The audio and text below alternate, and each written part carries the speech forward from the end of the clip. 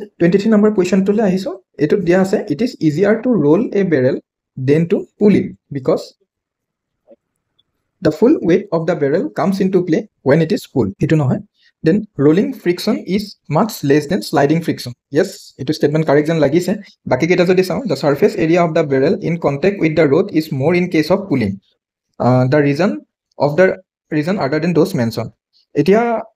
3 to মোৰ ইমান এটা এটো লগা নাই হ'ব বুলি d2 to নহয়ে কাৰণ অপচন নম্বৰ b টো বহুত ষ্ট্ৰং যেন লাগিছে তো ইয়াৰে কাৰেক্ট আনসাৰটো মই অপচন নম্বৰ b দিম এটো আনসাৰ কিটো অপচন নম্বৰ b এ আছে so this is the correct answer then next question ইয়াত আহিলে 24 আকৌ ফিজিক্সৰ question the mass of a body is different from its weight এতিয়া mass আৰু weight কিছুমানে একে বুলি ভাবে একে নহয় জানো আমি মাছক m বুলি ডিনোট কৰো আৰু যেতিয়া আমি ওয়েট কৰিব লাগে এই বডিৰ যোনটো মাস থাকে এটো যেতিয়া গ্ৰেভিটিয়ে পুল কৰিব g acceleration due to gravity add হ'ব তেতিয়া আমি তাক ওয়েট বুলি কওঁ মানে w mg তো আৰু mg বুলি ক'লে এটো এটা ফোৰ্সৰ নিচিনাও কাম কৰিলা কাৰণ ফোৰ্স মানে হল f মাস ইনটু এক্সিলাৰেশন ইয়াতে ওয়েট মানে mass into acceleration due to gravity তো ইয়াতে চাৰিটা স্টেটমেন্ট দিয়া আছে এই স্টেটমেন্ট কেইটাৰ ভিতৰত কোন কেইটা স্টেটমেন্ট কাৰেক্ট হ'ব হেতু সুধিছে এটা কি কৈছে the mass of a body is different from its weight because mass is a variable quantity whereas weight is constant variable হ'ব নোৱাৰে তো mass is not variable mass is constant তো এটো কোৱেশ্চন এটো স্টেটমেন্ট ৰং হ'ব then statement number 2 mass varies very little at different places whereas weight varies a lot yes this is correct mass is constant but weight decreases as the body moves from poles to the equator yes this is also a correct statement so at least ami 1 number option to wrong boli jodi dhoro tete hole eta eliminate correct hoy aru 2 aru 3 correct hoy 2 aru 3 correct hole sorry so according to the answer ki question number 24 answer ase b mane 2 aru 4 to correct hoy কিন্তু মোৰ এই কোৱেশ্চনটোত অলপমান confusion এটা আছে তো আপোনালোকে যদি কোনোবা ফিজিক্সৰ আছে কবচোন এই কোৱেশ্চনটোৰ কাৰেক্ট আনসাৰটো কি হ'ব then next question number 25 paddy fields are the chief sources of which of the following greenhouse gases এটা কোনকেইটা গ্ৰীনহাউস গেছ মেইনলি পোৱা যায় এগ্ৰিকালচাৰেল ফিল্ডত এতিয়া কাৰ্বন ডাই অক্সাইড নাইট্ৰাছ অক্সাইড ওজন এই তিনিটা পোৱা নাযায় তো মেইন চিফ এটা চিফ বুলি কৈছে না চিফ বুলি ক'লে এটাই সোর্স হ'ব লাগিব চিফ হলে মিথেন সবতকে বেছিকে পোৱা যায় তো 25 আনসার যত 1 নাম্বার আনসার অনলি 1 আছে অ yes option A will be the correct answer question number 26 which of the following groups contains only non biodegradable material কোন কিটা গ্রুপত আছে এটা গ্রুপ কিটা ইয়াৰ চালে হল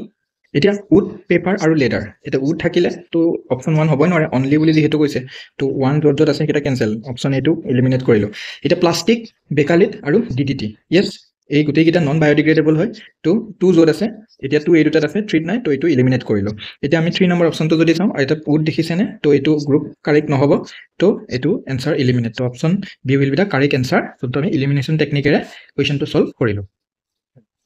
এতিয়া যদি কিবা কাৰণত উড প্লাষ্টিক এটো নাজানে এই তিনটা হয়নে নহয় তো বাকি কিটা চাইলো অপশন 3 টো যদি উড কম পালে তো ইয়াতে অপশন 3 যত আছে এটা এলিমিনেট হ'ব ডাইৰেক্ট তো তেনেকৈ এটো আনসাৰ এলিমিনেট কৰিও আপোনালোকে আনসাৰটো কাৰেক্ট কৰিব পাৰিব next question number 27 for a given liquid the rate of evaporation depends on কিহৰ ওপৰত ডিপেন্ড কৰে rate of evaporation depend কৰে temperature then liquidৰ temperature airৰ temperature আৰু surface areaৰ ওপৰত তো কোৱেশ্চন নম্বৰ 27 ৰ কাৰণে option D will be the correct answer then question number 28 দেখিলে এখিনি কেনেকে বেসিক সায়েন্সৰ কোৱেশ্চন বিলাক আহিছে তো ক্লাস 10 ৰ যোনখিনি বেসিক সায়েন্স সেইখিনি আপোনালোকে অলপমান যদি পাৰে ৰিভিজন দিব আৰু যদি আপুনি সায়েন্স ব্যাকগ্ৰাউণ্ডৰ নহয় তেতিয়াহলে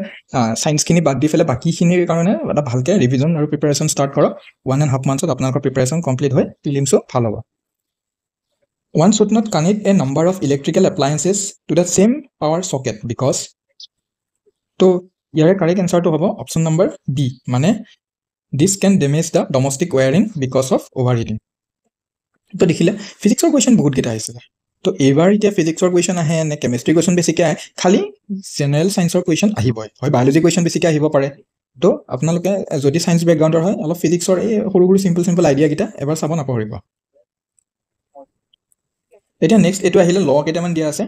match the following কৰিব দিছে consider the following pairs of scientists and discoveries এটা কোন কিটা কারেক্টলি ম্যাচ হৈ আছে পেয়াৰ সেইকিটা আপোনাক সিলেক্ট কৰিব দিছে কোপাৰ্নিকাছ ল অফ গ্ৰেভিটেশন হয় নেকি নহয় এটো ল অফ গ্ৰেভিটেশন কোনে দিছিলে নিউটন তো option A is a incorrect pair তো কারেক্টলি ম্যাচ কৰিব দিছিলে তো 1 যত আছে গোটেই কিটা ইনকারেক্ট হ'ব সো এই তিনিটা এলিমিনেট হৈ গ'ল 1 সেকেন্ডত আনসাৰ ওলাই গ'ল option D will be the correct answer Kepler law of planetary motion yes then Galileo moons of Jupiter yes Newton heliocentric theory নহয় তো option D will be the correct answer then question number 30 আকৌ ফিজিক্সৰ question ফিজিক্সৰ question around 5টামান আছিলে নেকি তো ফিজিক্সৰ question বহুতকেইটা ৱেইটেজ ইয়াতে লৈ লৈছিলে from the distance time graph of the two motorist A and B it can be seen that দুটা মটৰিষ্টৰ ডিষ্টেঞ্চ আৰু টাইম গ্ৰাফ দিয়া আছে এ আৰু বি মটৰিষ্টৰ এইখিনি ডিষ্টেঞ্চ আৰু টাইম গ্ৰাফ এতিয়া এই গ্ৰাফখনৰ ওপৰত বেছ কৰি চাৰিটা অপশ্যনৰ ভিতৰত কোনটো কাৰেক্ট অপশ্যন হ'ব সেইটো উলিয়াব দিছিল তো এই কুৱেশ্যনটো কাৰেক্ট এনচাৰটো হ'ব চি মানে বি ট্ৰেভেল ফাষ্টাৰ দেন এ থ্ৰু আউট গ্ৰাফখনত চাই বিৰ শ্লপটো বেছি আছিলে তো ইয়াতে এটা কনষ্টেণ্ট ৰেটত ই আগবাঢ়ি গৈ আছে তো B will be the correct answer মানে option C will be the correct answer then 31 এইটো কেমিষ্ট্ৰি কুৱেশ্যন আহিলে solutions are of many types consider the following types of solution with an example is gas in liquid vinegar, solid in liquid brine, solid in solids brass, or liquid in liquid Coca-Cola. যোনকেইটা correctly maths pair হয় সেইকেইটা ইয়াৰ পৰা লিখিব দিছে number B য'ত solid in liquid ব্ৰাইন আৰু solid in solid brush ব্ৰাছটো এটা alloy হয় তো এলয়টো দুটা ষ্ট্ৰাকচাৰ মিক্স কৰা হয় ন মেটেলছ তো এই দুটা সলিড হয় সলিড দুটা মিক্স কৰি পেলাই ব্ৰাছ বনোৱা হয় দেন ব্ৰাইন এতিয়া নিমখ যদি পানীত দিওঁ তেতিয়া সেইটোতো সলিউশ্যন হৈ যায় তো এইটো ব্ৰাইন তো তেনেকৈ option number question number 31 correct এনচাৰটো হ'ব option B which of the following elements does sugar contain আচ্ছা তো নেক্সট কুৱেশ্যনটো কি সুধিছে যোনটো চুগাৰ মানে এতিয়া এটা কথা মনত ৰাখিব গ্লুক'জ তো গ্লুক'জত কোনকেইটা এলিমেণ্ট থাকে কুৱেশ্যনটোৰ এনচাৰ কৰিবলৈ আপুনি এই গ্লুক'জৰ ফৰ্মুলাটো গম পাব লাগিব মেইনলি তো গ্লুক'জৰ ফৰ্মুলা কি হয় এইটো C6H12O6 তো এইটো হ'ল গ্লুক'জৰ ফৰ্মুলা এতিয়া গ্লুক'জ মানে এইটো চুগাৰ এতিয়া চুগাৰত ইয়াতে কি আছে কাৰ্বন আছে য়েছ হাইড্ৰজেন আছে য়েছ আৰু অক্সিজেন আছে ইয়াতে কি নাই নাইট্ৰজেন নাই তো অনলি টু ইয়াতে 2 য'ত আছে মানে সেইকেইটা ভুল হ'ব বা 1 3 আৰু 4 য'ত আছে সেইটো কাৰেক্ট 1 3 4 ইয়াতে আছে তো এইকেইটা গম পালে option A will be the correct answer then question number 33 আমি আহিছোঁ কুৱেশ্যন নম্বৰ 33 এতিয়া ইয়াতে জি এছৰ কুৱেশ্যন ইয়াতে খতম হৈ গ'ল দেখিলে জি এছৰ কুৱেশ্যনটো এটলিষ্ট 10টামান 10টামান জি এছৰ কুৱেশ্যন আপোনালোকে ৰেডি থাকিব যে জি এছৰ পৰা এইকেইটা কুৱেশ্যন আহিব পাৰে জি এছ বুলি কওঁতে মই জেনেৰেল ছায়েন্সৰ কথা কৈছোঁ তো যদি আপুনি ভয় কৰি আছে যে জেনেৰেল ছায়েন্সৰ কুৱেশ্যন আহিব তো একদম বহুত নাহে এই 10টাৰ বাহিৰে আপুনি বাকী 90টা কুৱেশ্যনছৰ কাৰণে প্ৰিপেৰেশ্যন ভালকৈ ৰাখকচোন কৈছোঁ ন প্ৰিলিমছত কোনো 90টা কুৱেশ্যনছ কাৰেক্টলি কৰিব নোৱাৰে মানে এইটো অসম্ভৱে হয় আপুনি ট্ৰাই কৰক যে এৰাউণ্ড 60 to 70 কুৱেশ্যনছ কাৰেক্টলি কৰিবলৈ তেতিয়াহ'লে কিন্তু মানে আপোনাৰ চান্সটো বহুত বেছি থাকে আৰু কুৱেশ্যন পেপাৰ যদি হাৰ্ড আহে ডিফিকাল্ট আহে তেতিয়াহ'লে কিন্তু আপুনি 50টা এটেম্প কৰিলেও হৈ যাব নেক্সট এতিয়া আকৌ আহিলে এইটো আছাম পলিটিৰ কুৱেশ্যন ইয়াতে কৈছে যে Assam was formed into a chief commissioner's province in 1874 this is a correct statement next কৈছে যে Assam was declared as a governor's province in 1921 then এইটো কাৰেক্ট এনচাৰে হয় 1921ত গভৰ্ণৰ্ছ প্ৰভিন্স কৰা হৈছিলে তো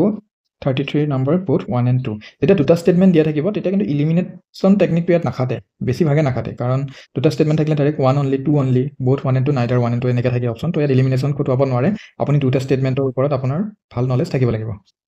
দেন নেক্সট 34 নম্বৰ এতিয়া এইটো বাজেটৰ কুৱেশ্যন আছিলে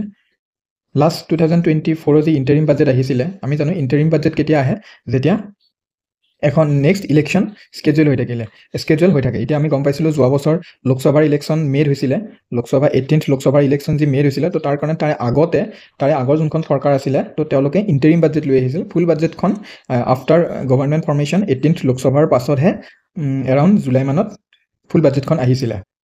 এতিয়া এইখন বাজেট পুৰণা হ'ল এইবাৰ আপোনালোকে যোনখন বাজেট চাব লাগিব সেইখন হ'ল 2025-26ৰ যোনখন ইউনিয়ন বাজেট ফুল ইউনিয়ন বাজেট এইবাৰ ফেব্ৰুৱাৰীৰ 1 তাৰিখে যি এখন পাব্লিছ হ'ল সেইখন চাব লাগিব আৰু লগতে আপুনি 2024-2025ৰ যি ইকনমিক ছাৰ্ভে ৰিলিজ কৰিছিলে 31st জানুৱাৰীত সেই ইকনমিক ছাৰ্ভেখনো আপোনালোকে চাব লাগিব তো এই কুৱেশ্যনটো এতিয়া আৰু মই পঢ়াই নাথাকোঁ ইয়াতে যিহেতু এইটো আগৰ কাৰেণ্ট এফেয়াৰ্ছ হয় আৰু এই কুৱেশ্যনটোৰ পৰা আমি এটা কথাই ক'ব পাৰিম যে yes budget is very much important for prelims যিহেতু আমি ইকনমিক্সৰ কুৱেশ্যন যেতিয়া বুলি চাম ইকনমিক্সৰ কাৰণে আপুনি ষ্টেটিক নলেজ বহুত এটা নল'লেও কিন্তু বাজেট আছাম বাজেট আৰু ইউনিয়ন বাজেট এই দুখন বাজেট কিন্তু আপোনালোকে চোৱাটো মাষ্ট আপোনালোকে চাবই লাগিব ঠিক আছে তো এতিয়া কেইটামান পলিচিৰ কুৱেশ্যনছ আহিব ইয়াতে পলিচিৰ কুৱেশ্যনো আছে এইটো যেনেকৈ which of the following best describes the aim of green India mission of the government of India question number 35ৰ এনচাৰ হ'ব চি এতিয়া এইটো কুৱেশ্যনটো কি আছিলে গ্ৰীণ ইণ্ডিয়া মিছন এতিয়া গ্ৰীণ ইণ্ডিয়া মিছন বুলি কওঁতে এইটো আমাৰ যোনটো এটা টাৰ্ম আছে ন NAPCC মানে national action plan on climate change এই যোনটো ইণ্ডিয়াৰ এইটো স্কিম আছে স্কিম বুলিয়ে কৈছোঁ মই বা এইটো যিটো মিছন আছে এই মিছনটোৰ আণ্ডাৰত ইয়াৰে এটা মিছন হয় গ্ৰীণ ইণ্ডিয়া মিছন এই গ্ৰীণ ইণ্ডিয়া মিছনৰ আণ্ডাৰত কি হয় এতিয়া আপোনালোকে যেতিয়া ফৰেষ্ট কভাৰ ইনক্ৰিজ কৰিবলৈ বা ট্ৰি কভাৰ ইনক্ৰিজ কৰিবলৈ, নহ'লে ecosystem services like carbon sequestration, biodiversity conservation, তো এইবিলাক ইয়াত গ্ৰীণ ইণ্ডিয়া মিছনত ইনক্লুড হৈ থাকে। এতিয়া বেষ্ট এইম মানে কোনটো এইমটো ডেছক্ৰাইব কৰে, এতিয়া মই অপশ্যন চি বুলি কৈছোঁ, মানে 3 অনলি। এইটো কি কৈছে? Restoring and enhancing forest cover responding to climate change by an combination of adaptation and mitigation measures. Yes, this is the best statement that can be given from the Green India Mission aim. এতিয়া বাকীকেইটা আপুনি যদি পঢ়ে ইমান এইকেইটা green India মিছনৰ aim নহয়, তো ইয়াতে 3 will be the correct answer.